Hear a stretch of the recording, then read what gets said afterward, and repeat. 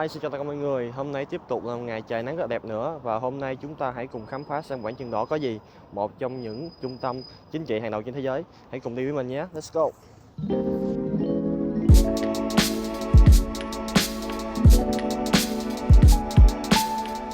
Đây, và bây giờ mình đang đi xuống bến metro ở dưới lòng đất.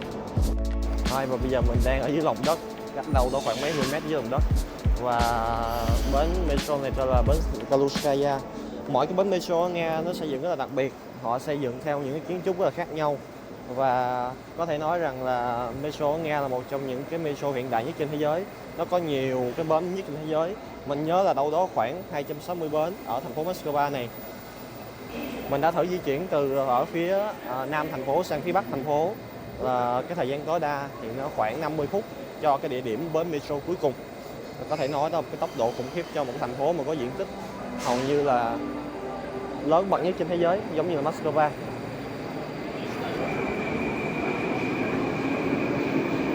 Đây.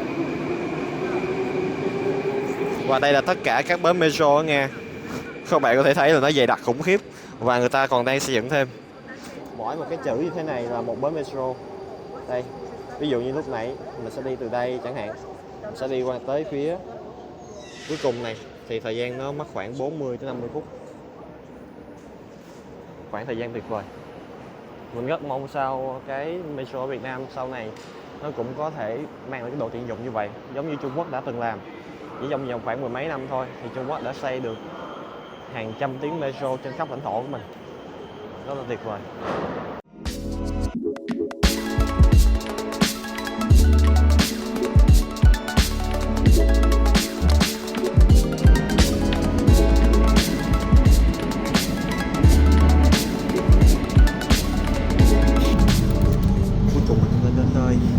Metro gần nhất với điện Kremlin, Quảng Trường Đỏ.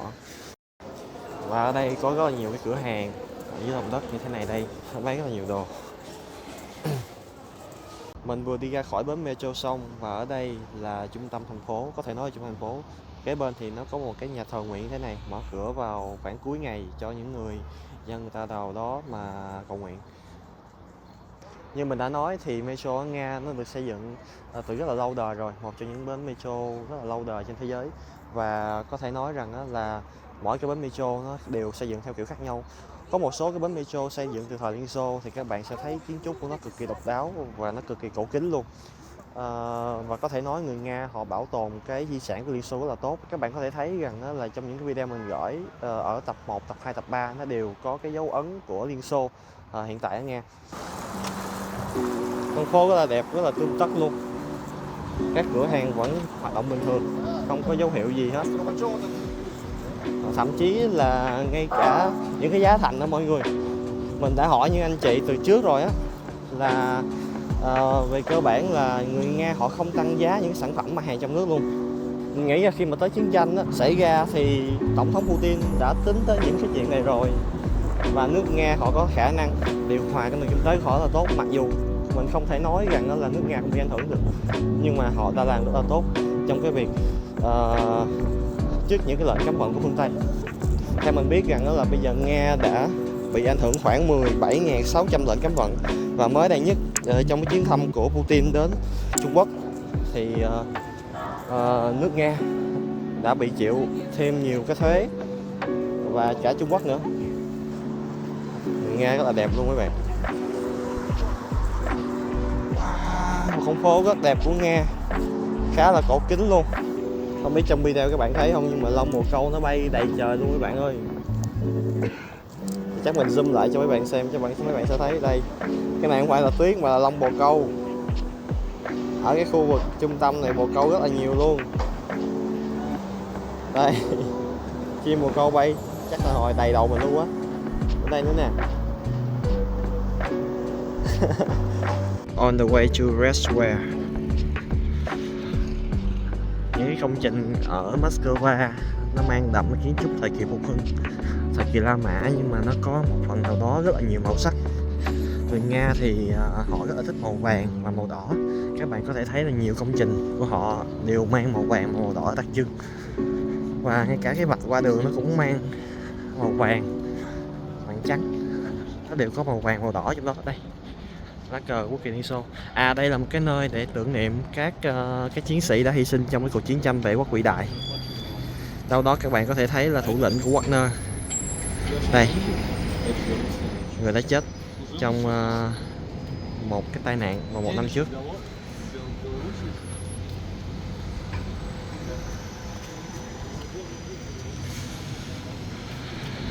Let's go.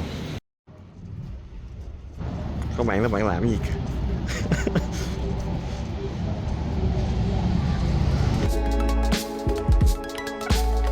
Mình đang đi trên đường thì thấy cái kiến trúc này nó rất là đặc biệt luôn nè mọi người ơi. Đây là một cái tiệm bán đồ của người Hoa.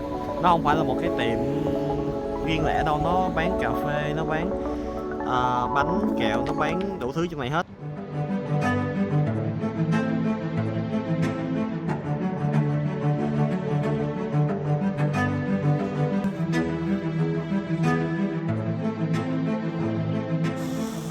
Xin chào tất cả mọi người. Bây giờ thì mình đang đứng bên ngoài khu vực quảng trường đỏ. Và các bạn có thể thấy sau lưng mình đây chính là ngọn lửa bất tử, ngọn lửa cháy mãi mãi và không bao giờ tắt của nước Nga vĩ đại. Nó minh chứng cho một cái lòng yêu nước cũng như cái sự tri ân của tất cả những thế hệ sau này đối với những người đã ngã xuống trong những cuộc chiến tranh vệ quốc vĩ đại của trước đây, cũng như là thế hệ người Nga bây giờ đang chiến đấu trên chiến trường. Đây. Vào ngày lễ hàng năm, vào ngày lễ kỷ niệm chiến thắng Phát-xít hàng năm, thì sau khi Tổng thống Putin đọc xong diễn văn thì ông ấy sẽ đến đây để đặt cái lẵng hoa để tri ân những cái người đã ngã xuống trong cuộc chiến tranh vệ quốc vĩ đại. Ok, và bây giờ mình sẽ đi vào trong.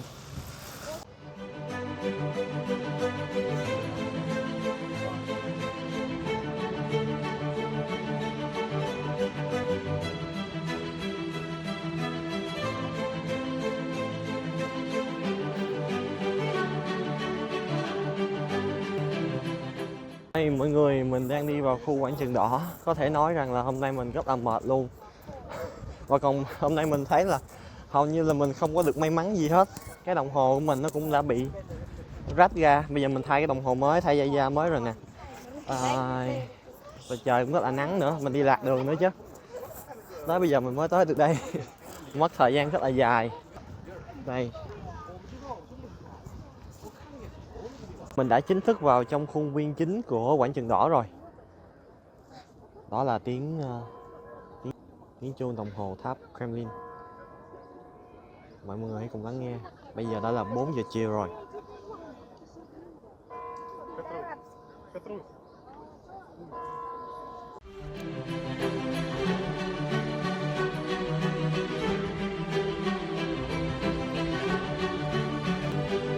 Và trước mặt mọi người đây là Bảo tàng lịch sử quốc gia Nga. Nơi đây cũng chính là nơi bắt đầu của quảng trường đỏ.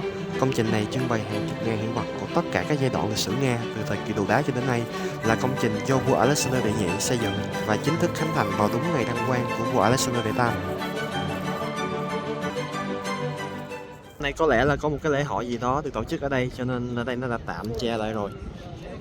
Nhưng không sao, mình sẽ đi vòng ra một phía ngoài đó để cho các bạn xem cái tòa thánh đó. Cái dãy tòa nhà công trình xám xám mà các bạn đang thấy đây nằm bên cạnh quảng trường đỏ, đó chính là trung tâm thương mại RUM. Đó là một trong những cái trung tâm thương mại lâu đời nhất trên thế giới, được chính thức mở cửa là vào năm 1893. Dưới thời Liên Xô thì người ta gọi đó là cái tòa nhà bách hóa.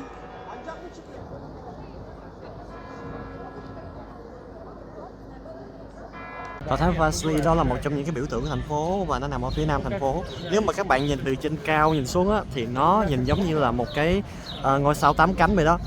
Quảng trường đỏ là một trong những công trình được biết đến nhiều nhất trên thế giới, là biểu tượng của nước Nga to lớn, được UNESCO công nhận là di sản nhân loại vào năm 1990. Khi nhắc đến quảng trường đỏ là người ta sẽ nghĩ ngay đến nước Nga và ngược lại.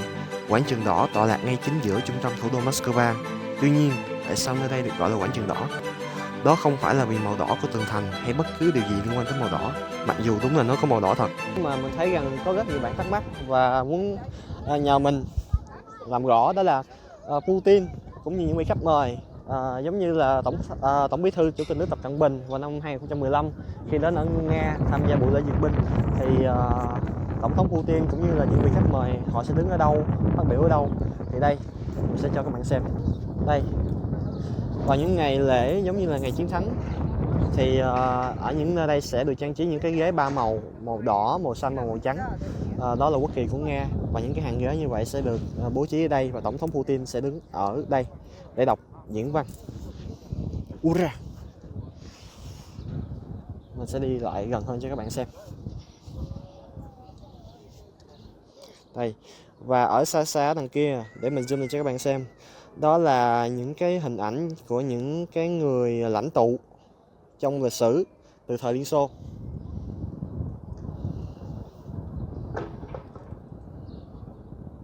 Và mình cũng đã từng có một video về ngày chiến thắng. Trong cái ngày hôm đó thì mình cũng đã có ra ngoài quảng trường đỏ. Thì tất nhiên rồi, mình không có giấy mời thì mình sẽ không được vào cái khu vực chính như thế này đâu. Mình chỉ đứng ở khu vực ngoài ngoài này thôi. Và cái không khí ngày hôm đó thật sự nó rất là, với mình nó rất là ý nghĩa. Đó là lần đầu tiên sau hơn khoảng 5-6 năm gì đó mình xem duyệt binh trên TV. Ngày hôm đó thì trời nó cũng khá là lạnh, mặc dù là đã bước qua tháng 5 nhưng mà trời lại có tuyết. Mùa xuân giáp hè nhưng mà lại có tuyết. Nhưng mình vẫn quyết định ra đường, bởi vì mình nghe cái bài diễn văn trên điện thoại của Tổng thống Putin và mình nghĩ là ủa, bây giờ mình đang ở Nga rồi, mình cách đây có mấy cái chuyến metro đi ra đây coi thôi, tại sao mình không đi ra ngoài. Sau đó thì mình đã quyết định ra ngoài đường và thực hiện cái video gửi đến tất cả mọi người. Chữ đỏ ngày nay trong tiếng Nga cổ ngày xưa có nghĩa là đẹp, cho nên quảng trường đỏ cũng có được hiểu là quảng trường đẹp. Ban đầu nơi đây là những công trình bằng gỗ, sau đó Đại công tước Ivan III vào khoảng cuối thế kỷ thứ 15 đã hạ lệnh cho gỡ bỏ toàn bộ, bởi vì nó rất là dễ cháy. Dần dần về sau, nó đã trở thành nơi tụ tập buôn bán của các thương nhân, và đôi khi tổ chức các ngày lễ đăng cơ của các vị sa hoàng Nga, cũng như là ngày nay đã trở thành nơi diễn ra các sự kiện hàng đầu, các cuộc duyệt binh kỷ niệm nhân ngày chiến thắng của Liên Xô cũng như là Liên bang Nga.